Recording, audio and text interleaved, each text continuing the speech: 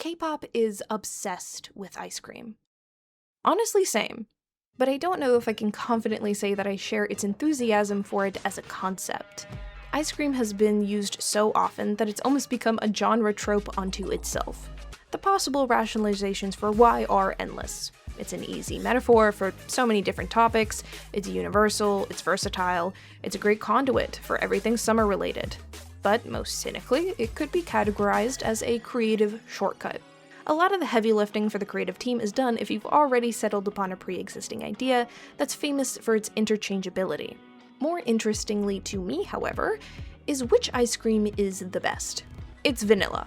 And if I get called basic for it, it's only because people have largely understood vanilla to be the standard, and thus collectively understand it to be the most agreeable, otherwise it wouldn't be everyone's default for the most popular thing of every given niche. Argue with the wall. Anyway, what I'm actually getting at is which K-pop ice cream is the best. And so in service of some lighthearted fun, I decided to compile a list of K-pop songs that have some affiliation with ice cream via title and rank them. My personal opinion from worst to best. And just so there's no confusion heading in, I will rank them via scores out of 10. So 2 out of 10, 5 out of 10, 10 out of 10, etc.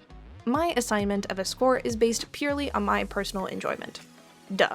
I use the same system when scoring albums of any genre. The specifics are on screen, but the general idea is pretty predictable. A 10 out of 10 would indicate a completely perfect song, in which case I would not change a single aspect of it. Going all the way down to 0, which would indicate that I think that there are absolutely no redeeming qualities about it whatsoever. I also thought it would be a cute add-on to include some on-screen markers of who the ice cream is. As I'm sure many of you know, someone needs to be the ice cream in these songs. Whether that's the singer or the recipient, it's a universal aspect to this niche of songs. As such, I just put a check mark letting you know which is which. With that being said, let's get to the ranking.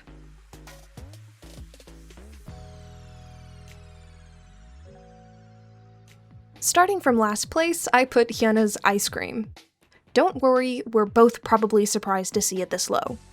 Ice Cream on its face is not a bad song. Actually, it's quite a good one. Until recently, it placed 3rd in my rankings. Like a lot of Hyunna's hits, it has a very repetitive yet addictive beat and melody, albeit the constant creams in this song got on my nerves through their poor delivery.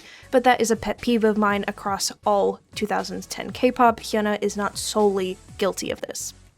My 4th gen eyeballs were also very shocked to see that the message of Ice Cream was delivered without much filter on the music stages, with Hyunna simulating riding a dancer.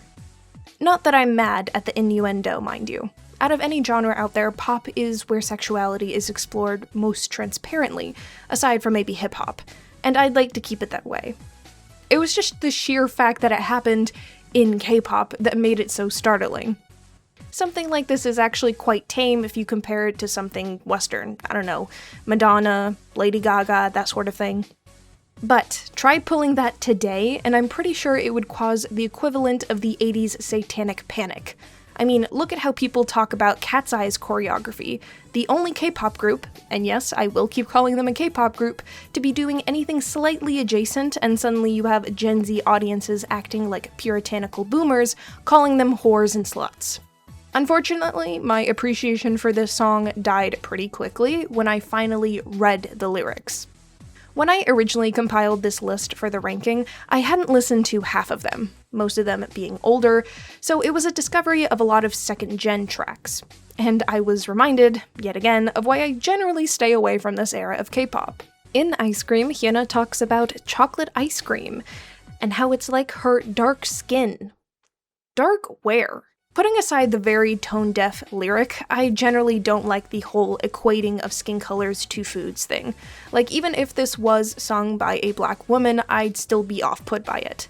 This is something very preferential, this might not bother you, that's fine, but the whole, like, chocolate women or vanilla women thing gives me the biggest ick imaginable. It's possible that this might come from an innocent, flirtatious place, but it's just a little too close to the line of, like, fetishization for me that I just really can't do it. However, adding the context of K-pop on top of that gives it a whole new level of uncomfortable for me.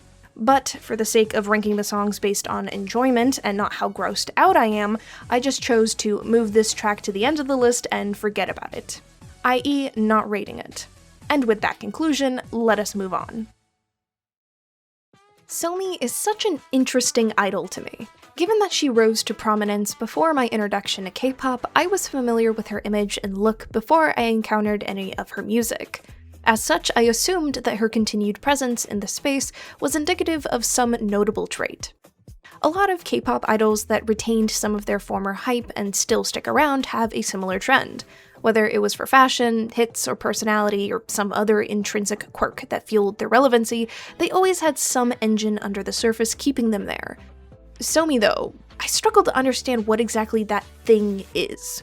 While she is beautiful and pleasant enough from my passing impression of her, I assumed that her draw lay elsewhere, musically. Little did I know that she would go on to release Meghan Trainor dupes while I was tuned into K-pop. Ice cream being the most egregious and mind-numbing of the bunch. This iteration of the ice cream concept is sadly flavorless. At best, it's comparable to the All About That Bass singer's discography, and at worst, it's the dull equivalent of watching paint dry. Somi's Ice Cream is one of the few tracks that I've seen unanimously panned by all audiences. It serves as an example of how crucial it is to have something to say with your music. Somi's involvement doesn't go beyond vocals, which is part of the issue, but even then, idols usually have the advantage of a team to craft a world around them if they don't take interest in spearheading that themselves. It doesn't even need to say anything new or complex, just something. From the lyrics, to the melody, to the beat, everything is taken from somewhere and stapled together with no intention to build upon it. Which isn't to say like it's some kind of anomaly in K-pop, but it's usually dressed up a little bit better. Ice Cream just feels like a school project where all of the bare minimum is completed to check off the rubric's criteria. Sort of like a here, damn sort of song. And unfortunately for me, that's just kind of where Somi is currently orbiting around. She's just kind of omnipresent, and I'm always hearing some little tidbit about her here and there, but it's never really for the music. And she would have gotten the bottom rung if it wasn't for K-pop's obsession for hating and yet wanting to be black at the same time. And next up, we have Somi's Blueprint. Blackpink's Ice Cream is slightly better. And I truly do mean the slightest bit better. While still generic in its usage of the concept, it tries to at least incorporate more distinctive lyrics. Not to mention, the delivery of said overdone concept is better executed, but who's to say if that's because of any intentional decision put behind it, or because of a bigger budget to essentially do the same thing. Another choice they made with this track was to include Selena Gomez, who honestly doesn't really add much to the song.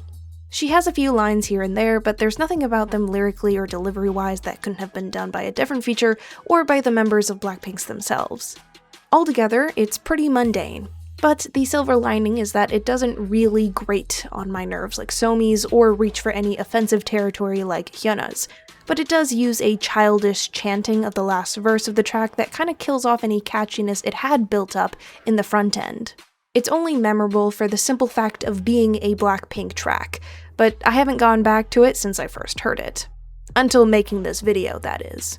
Sad to say, but there is really nothing more to say about a nothing burger. Oh, TXT. What happened? So I have described my feelings about TXT's music in the past, and in a way that properly applies to the album that this B-side falls under. TXT makes good music that I just don't happen to like. I truly believe this. There is nothing that I could pinpoint in most TXT tracks and proclaim to be objectively wrong, yet I can never find myself going back to their music after the first listen. Exceptions exist, of course, the entirety of their Temptation EP, just as an example, but I struggle to latch onto their discography, which I know I shouldn't force myself into, but I can't help feeling like there's something I'm missing every time I hear people praise their music. It just feels like there's some kind of disconnect that I can't explain, one that I do feel kind of sad over. Ice Cream, though, this one is just a skip. I was really surprised to find a TXT song that I just thought was straight up bad. Ice Cream is a B-side off their Freeze album when they were in their pop rock era, but even that doesn't quite explain what I listened to. To start, the opening ambiance of childhood and nostalgia along with a pleasant first verse and pre-chorus led me into a false sense of security, which was abruptly broken by the chorus.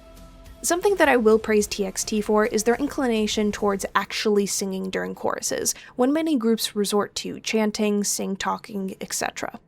Don't get me wrong, I love me some sing-talking. But since it's a motif that TXT rarely uses in their tracks, I was off-put immediately, and thrown off even further by the childish repetition of ice cream, you scream, ice scream. The seriousness with which I take K-pop lyrics vary, and I can usually suspend my disbelief long enough to make do with whatever nonsense is being shouted at me, but that threshold becomes harder when it's something I can actually understand, i.e. it's in English. It's the reason why lyrics are more digestible in Korean than English. I love when I can't understand what is being said. That is easily the most underrated part of this medium. That being said, it doesn't completely destroy the song. Albeit, it does tank it quite a bit in terms of TXT songs, but it's not abysmal. What really took me out was the post-chorus after the second verse. It's the same refrain that I mentioned earlier, but altered. Nay, drowning in autotune. The lows of Ice Cream place it low in my rankings, but not beneath 10th, because while unpleasant to listen to, they don't distract from the highs of this song. And they also make this song not a bore to listen to. Like I mentioned, the verses and pre-choruses are actually quite nice to listen to, especially after reading the lyrics of the song. For most songs about ice cream, they're usually used as a metaphor for a romantic relationship. TXT, however, does break that trend by instead reflecting on the elusiveness of happiness, and thus equating that to melting ice cream. Learning about this tidbit did recontextualize the song, and so I became a bit more forgiving for the childishness of it. But as with other TXT tracks, it's one that I just don't see myself ever coming back to. Next up is TXT's own Yeonjun. Yeonjun's take on the concept isn't terribly different from his predecessors, other than the tonal shift from generic bright pop to more subdued, subtle take that was sorely needed. The most notable traits of Ice Cream is honestly how toned down it is for the concept it's presenting, but also for Yeonjun himself. Last I heard about his solo career was when he released Gum. While I was compiling this video, I learned not only did he release an EP this year, but the one before it as well. This was pretty surprising considering that I keep a pulse on prominent K-pop releases, and I would 100% consider Yeonjun to make that list. I don't know if the promotion of his projects took a hit after Gum, but even if I don't listen to every K-pop record, I at the very least am aware of their existence. On that topic, whoever told Yeonjun to stop making tracks like Gum and instead this stripped down, bare bones pop needs to be shot. I honestly don't care how many people kicked up a fuss about Gum, they were wrong. Gum, in contrast to Ice Cream, had personality, love it or hate it, and resonated with the K-pop space. I just can't see Ice Cream having the same impact. Aside from the tonal shift, the only thing I really liked about this song was probably the beat. Because K-pop songs aim for catchiness and want to maximize their possible commercial success, they try to reuse very notable and familiar beats. Yeonjun's, however, does step outside of that boundary, and I appreciate him for it. But I truly can't find myself enjoying any other aspect of this track. I will give credit where credit is due. I don't think that Yeonjun is doing the bare minimum that this song requires of him. He avoided using the tried and true and tired approach, but there's not much else I enjoy Ice Cream for beyond that. Ice Cream Cake. Am I kinda cutting corners here considering it's called Ice Cream Cake and not Ice Cream? Sure, but I think that if I didn't include Red Velvet's OT5 debut song in this list, I would have a riot on my hands. Red Velvet falls into a category of groups that frustrate me from a conceptual standpoint. Ice Cream Cake is a good example. Both the production and the music video are filled with elements that suggest a darker, more unsettling side to the group. The eerie la la la's, the instrumental of Ice Cream Cake, genius by the way, the contrast between the severity of what's happening on screen and the members' detached reactions, and the stark, bleached environments that make the members themselves stand out all feel like visual and auditory clues meant to create discomfort. The only problem is that none of those choices actually unsettle me. Instead of coming across as strange or unnerving, they fall flat. Because the intended sense of unease never takes hold, those same creative choices end up pushing me away instead of luring me in. I feel much the same way about Chill Kill or Cosmic. It's not to say that I don't like these songs, mind you, but rather that part of their intended appeal hasn't grabbed me in the same way that it has for others. Cosmic, by the way, I know it's not in this list, is a 10 out of 10 song. To put it simply, Red Velvet's stylistic choices fail to unsettle me, so they end up coming across more as tacky instead. Even if I do set that issue aside though, Ice Cream Cake stands out from most Red Velvet songs because I don't enjoy much of it beyond the chorus. The rapping ranges from acceptable to forgettable, while the vocals are excellent. Shocker. One thing that surprised me though, and I only say this because I couldn't find anyone mentioning it while researching the song, is the bridge. Yes, there is a rap part in the bridge, but what I'm talking about is the section where they chant, "I scream, you scream, gimme gimme that ice cream." They do it over a pronounced beat, yet the rhythm always sounds off to me. It feels like they take too long to deliver the line, letting it spill into the next measure, and then rush through the repetition to compensate. Whether that's what's actually happening, or if my mind is just driving me crazy, it is how my ears interpret it. And once I notice that, I haven't been able to unhear it. It bothers me every time I listen to the song. Considering all of this, I ultimately rated it a 5.9 out of 10. There are elements that I enjoy and set it apart from being an outwardly bland project. Honestly, I can't imagine ever calling a Red Velvet song that, but there are major elements that prevent me from actually enjoying it. For me, a 6 out of 10 is the point where I can confidently say that I like a song. Ice Cream Cake sits right at the edge of that threshold. It's close enough that I can appreciate what it's trying to do, but not close enough for me to overlook the aspects that consistently hold it back for me. Ice Cream is a complete U-turn from the standard Stray Kids track, but it fits right at home alongside the rest of Hyunjin's solo projects, with the exception of So Good. It is a slower, lo-fi inspired track that spends much of its runtime on melodic rap, creating an introspective atmosphere exploring a one-sided relationship. Whether that relationship is strictly romantic or platonic is kinda ambiguous, but what is clear is that the recipient of Hyunjin's affection remains indifferent. The lyrics explore how even cold words or distant actions can still be perceived as sweet by someone deeply attached, an idea encapsulated by the line, "I see ice as a cream." It's a clever metaphor that conveys the tendency to reinterpret emotional coldness through the lens of rose-colored glasses. As you might have guessed, Ice Cream is very low-key. Most of its pull comes from the lyrics, leaving the rest of the composition to create an ambiance rather than giving you a roller coaster experience through explosive highs and impactful lows. It's there, and I like it, but I can't in good conscience put it any lower or any higher. In fact, it's pretty interchangeable with the next track in terms of placing. Twice's ballads are always a conflicting listening experience for me. To put it lightly, songs that focus heavily on vocal expertise are not in Twice's wheelhouse. Shocker. However, with members like Nayeon, Jonghyun, and Jihyo, it's rarely ever a meaningless venture. The downside is that whenever they aren't presently singing, it feels like filler until one of the three can catch their breath and breathe life into the song again. Ice Cream felt much the same to me. The trio's runtime on the track was undeniably impressive. Even if it wasn't a vocal show-off per se, the emotion they were able to invoke was beautiful. Since it is a B-side, the only performance I was able to watch were during concerts, so the concept itself was clearly meant to be portrayed solely through singing and not any grandiose act on stage.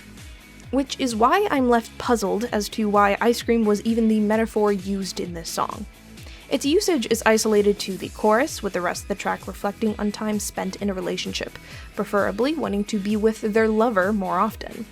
The core theme of the song is completely disconnected from the metaphor used to convey its messaging, but I'm also not going to pretend that I cared that much for lyrical consistency in K-pop lyrics. If I truly cared enough for it, I have enough pop songs in English to supplement. Unfortunately, though, I did find it to be quite boring otherwise. At the risk of repeating myself, I did enjoy the trio's vocal performances, but they weren't enough for me to come back to this specific track. I feel like Twice has since evolved enough as a group, with all 9 members, to find more interesting songs of this caliber in more recent albums. but it is pretty inoffensive and I would be hard-pressed to skip it entirely if it came on. To no one's surprise, I had no knowledge about Secret as a group, nor that this comeback was in celebration of their 12th anniversary. Guys, I swear, I'm a K-pop fan, I'm not a poser, you have to believe me. Jokes aside, despite my non-existent exposure to them or their music, Ice Cream was a pleasant surprise. It's a bright track that follows a similar vein of relationship minutiae, but through a more dreamy lens. Albeit chasing a more recent trend by adding ethereal elements, they include a classical sample as well, Spring by Vivaldi, which brings a timelessness to it. My feelings regarding songs sampling classical pieces are in direct opposition to songs that sample childhood nursery rhymes, which is becoming something of a thing in K-pop for reasons I'll never understand. The point is, I am a big fan of K-pop tracks that reference, sample, or interpolate classical melodies. The only condition I have is that the track includes the sample in a way that enhances the original piece, rather than inserting it haphazardly for the sole purpose of an audience's identifying and accepting it more easily because of familiarity bias. But no need to fear, Secret's Ice Cream jumps over that threshold quite easily. Originally a 4-member group, Ice Cream went through a tumultuous ride plagued by uncertainty about the group's longevity. After losing 2 members, they gained a third in 2026 and debuted as a trio not long after. The combination proceeded to be well coordinated, but I couldn't help but notice that the new member, Yebin, was princely responsible for the more difficult parts of the new single. Not to say that the other 2, Hana and Hyosung, didn't play a part in bringing Ice Cream to life, but it was something I noticed. There is something undeniably refreshing about hearing a K-pop group actually sing. It's a forgotten art that newer generations have abandoned, but older groups like Secret seek to keep integrating into their tracks despite the changing times. It sounds silly, as I say it out loud, to praise a musical act for singing, but it's becoming something of a rarity that not mentioning it feels as if I would be doing this track a disservice, or that I would be lying by omission. Ice Cream feels like the perfect blend of K-pop past and present. It's obviously using newer, successful traits like the dreaminess in the concept and track to its advantage, but there's also an older feeling in the melodies and structure that keep it from being a copy-paste. Ah yes, FX, another second-gen giant. My exposure to FX's music is limited to their very first EP, New ABO, where their take on Ice Cream resides. While I have heard amazing things about the albums that follow, namely the Pink Tape, I've yet to actually dip my toes in. Zeroing in on what I have heard, and princely the topic of this video, FX quickly establishes an identity with their brand of addictive electropop, but it would be a lie to say that I loved it immediately. There's a lot about this song that would have normally turned me off by it, and it almost did. But for every such deterrent, there was also another elusive draw. FX's Ice Cream doesn't have much to separate it from the crowd when it comes to the lyrics or their take on the concept, but you could also argue that they were the start of the K-pop industry's obsession with ice cream. Amber's rapping kinda just feels like a narc or like an adult trying to be a teenager sounds like, but Luna's vocals literally make my jaw drop every time I hear them, but for some reason they're only in the pre-chorus for Ice Cream. Ice Cream is also very tame for a group so experimental. Out of the EP list, I would definitely consider Ice Cream to be the least adventurous and perhaps the weakest link, but my mind would later change as I just kept going back to it. It wasn't until later that I realized how much of an impact the 8-bit synths had on me subconsciously, so much so that I could easily see the Ice Cream instrumental being a part of like a game's OSTs. Having that realization dawn on me just kind of made me love it in a new light, and ever since then, it's just been slowly climbing up my list. It just kept rising and rising and rising until it finally hit second place. And now that I mentioned second place, let's see who's finally our winner.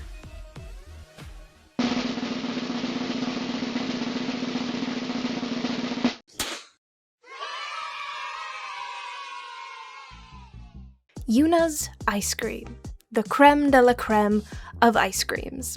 This is a track that I truly cannot understate my love for. While using a pre-existing concept, it also excellently served as Yuna's debut title track. Branching off from her ITZY roots, Ice Cream trades the savory for the sweet.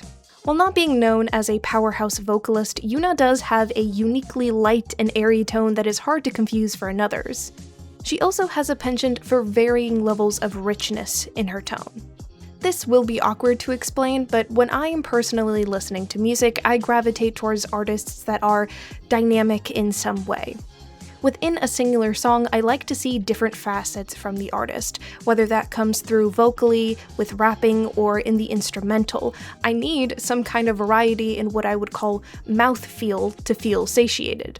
In ITZY, Yuna usually plays the role of a rapper, with some chances to show off her singing every now and again, but regardless of whether she's singing or rapping, she switches often between a crispier delivery and a richer, velvety tone. Since she's impressed me with this before in ITZY tracks, I really hoped that her solo debut would include some of that previously shown contrast in a full-length song. And she did, especially in this chorus. I don't think it would be possible to over-exaggerate how much I love this part of the song. It's the most obvious example from what I've been describing. She begins in a breathy, light tone before diving into an almost deeper, creamier one. This dichotomy is also displayed in different parts of the song, and it's a big reason why I've become obsessed with what other people would otherwise consider an ordinary song. The concept and lyrics are nothing to write home about, as they're comparable to a lot of the songs I've talked about today, but the deceptive mutedness of the instrumental mixed with Yuna's classically polished performance is a wonderful combination. With K-pop dancing, it can kind of grate on my nerves at times with how much it emphasizes certain poses than it does the fluidity of movement. However, within the concept of ice cream and Yuna herself being ice cream transitioning between freezing and melting, it feels as though it enhances the performance even more. It saddens me a bit that the bridge of Yuna's ice cream is just a repetition of the beginning refrain, but at least there is one. And yes, that is how low the bar is. All in all, this is a debut track that I've loved and have been loving since its release. As soon as I came up with the idea for this video, I knew immediately that Yuna would at least be somewhere in the top 3. And there you have it, every ice cream in its place.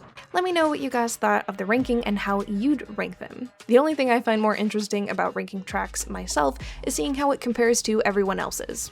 It's actually a pretty common occurrence for me to love a track off of an album, get online, and see that everybody hates it. So I assume that this will be no different.